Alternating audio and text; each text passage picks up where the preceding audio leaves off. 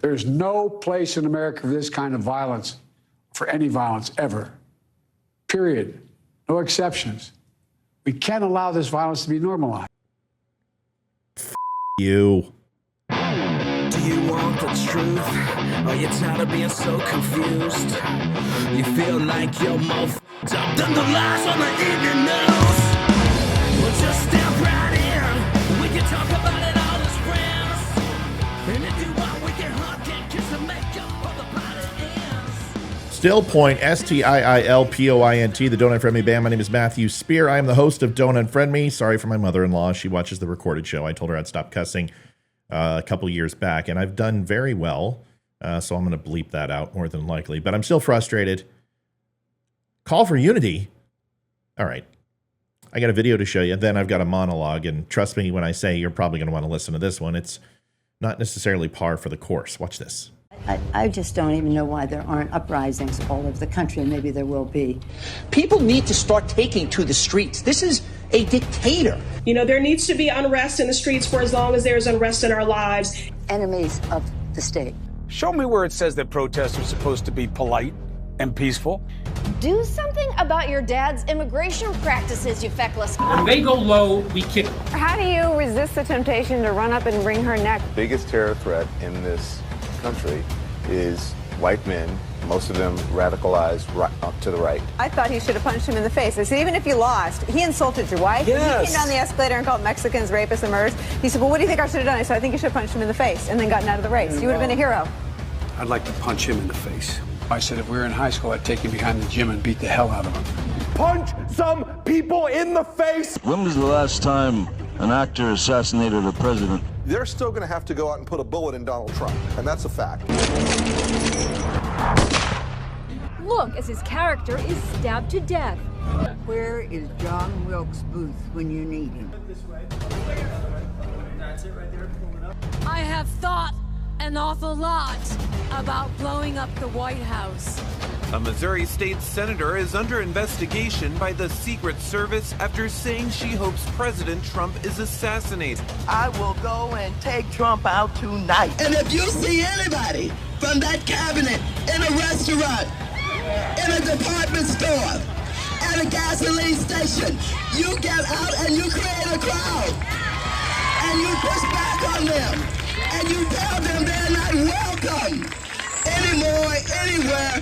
And sadly, the domestic enemies to our voting system and our honoring our Constitution are right at 1600 Pennsylvania Avenue. They're not going to stop before Election Day in November, and they're not going to stop after Election Day. And that should be, everyone should take note of that on both levels, that this isn't, they're not going to let up, and they should not. If you think we're rallying now, you ain't seen nothing yet.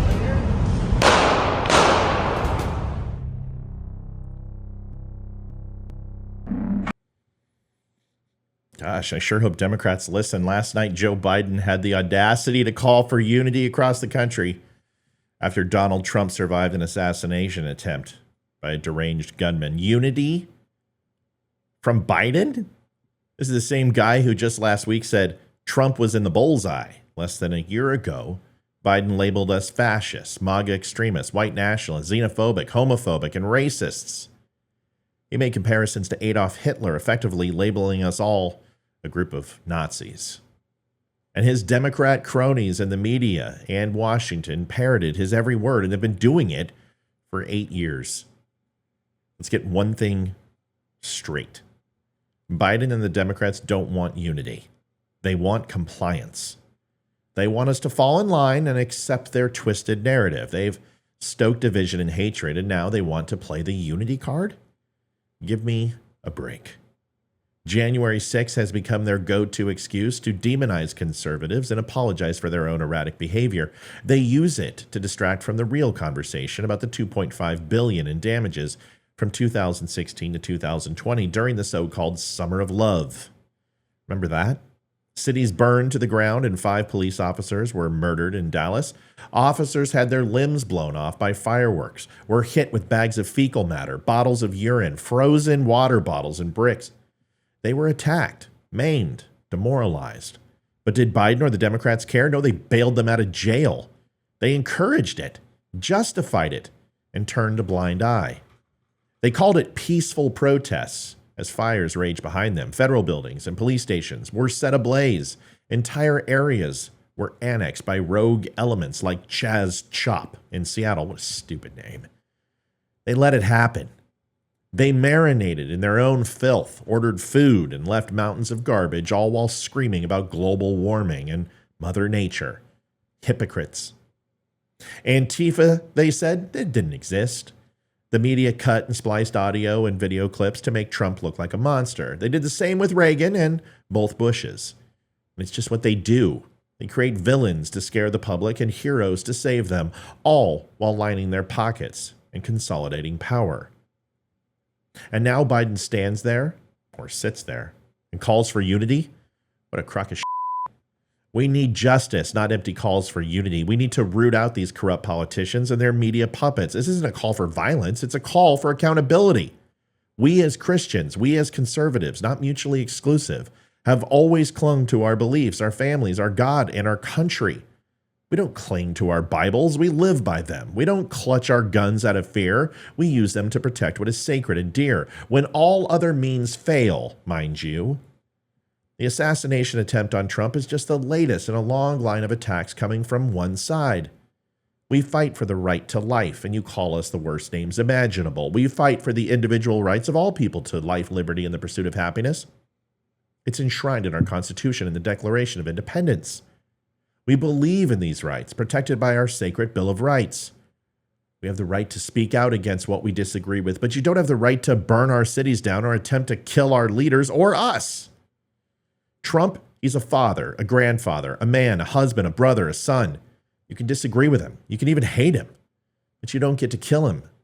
You don't get to shoot at him or harm innocent bystanders. And every single Democrat out there, including the blue checkmark shills on Twitter like Harry Sasson, Rob Reiner, the Krasenstein brothers, the Brooklyn dad defiant crack addict who sold his toys of his children to get crack, you all have blood on your hands.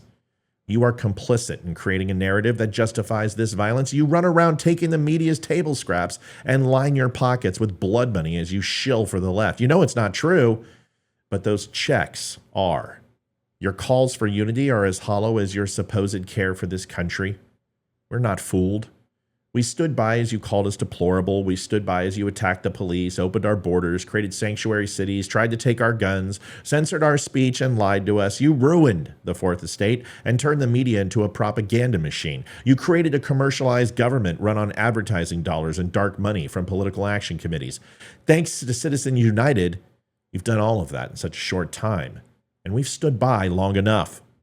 This is for the far left and the far right. The 93% of the rest of the country is sick and tired of your lies and hatred. You hate Jews, you hate yourselves, you hate Arabs, and you let African Americans die while you complain about a handful of unarmed black shootings, which average around 17 a year, but you don't talk about the tens of thousands of black lives lost in the 37 out of the top 50 Democrat-run cities. We had unity after Pearl Harbor. Joe Biden, your call for unity is rejected. We see through your lies, your hatred, and your hypocrisy. We will stand up, we will speak out, and we will fight for the soul of this nation. Your call for unity should be rejected by all. The time for action with impunity is now. Folks, my name is Matthew Spear. I'm the host of Don't Unfriend Me. Thank you for watching the show. Tonight at 7 o'clock, we'll be on live with the whole crew. Will be here for reaction on what happened Saturday in the RNC. We have a great shirt that we are selling right now called Fight, Fight, Fight with Donald Trump's iconic picture with fists in the air and American flag behind him. We are donating all the proceeds to the slain fire chief from that horrible day on Saturday. Folks, thanks for watching. I will see you at 7, and good night. Adjusting transmitter output. This is the Don't Unfriend Me Show with your hosts, Matt, Leroy, Amy, Olivia, and Mike. Geopolitics, military analysis, and election coverage. Coming to you live on the Spreely.tv network and all major social media channels at The DUM Show. Honest, direct, unfiltered. We can agree, we can disagree. Just don't unfriend me.